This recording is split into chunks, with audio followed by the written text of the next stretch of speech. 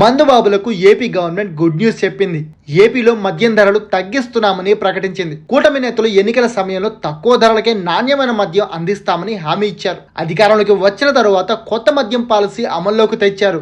అందులో భాగంగా 99 రూపాయలకే క్వార్టర్ మద్యం విక్రయిస్తున్నారు. దీనికి భారీ డిమాండ్ కనిపిస్తోంది. ఏపీలో ప్రస్తుతం 16 కంపెనీలకు చెందిన పలు మద్యం ఉత్పత్తులు అందుబాటులో ఉన్నాయి. వీటిలో 10 బ్రాండ్ల ధరలు ఇప్పటికే తగ్గించారు. కాగా మరో 6 కంపెనీలు ధరలు తగ్గించేందుకు ముందుకు వచ్చాయి. తగ్గించిన ధరలతోనే కంపెనీలు మద్యం సరఫరా చేస్తున్నాయి. ఏపీలో 99 రూపాయల మద్యంకు భారీ డిమాండ్ ఉంది.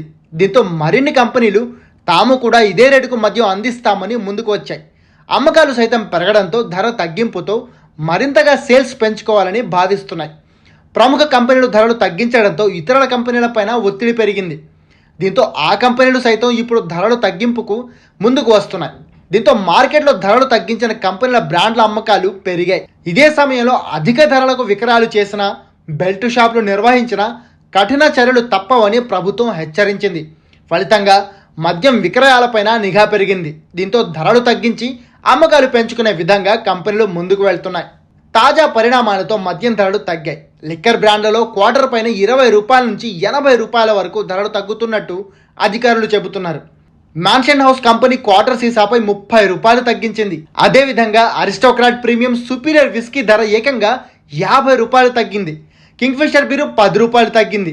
Black paper gold reserve whisky ఒకేసారి 80 రూపాయలు తగ్గించేందుకు దరఖాస్తు చేసింది. కంపెనీలు ధరలు తగ్గించుకోవడం వల్ల ప్రభుత్వానికి వచ్చే పన్నులు తగ్గుతాయనే వాదన ఉంది.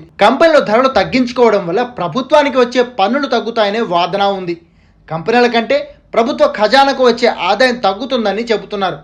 కానీ మందుబాబులకు మాత్రం ధరల తగ్గింపుతో చాలా ఖుషీగా ఉంది.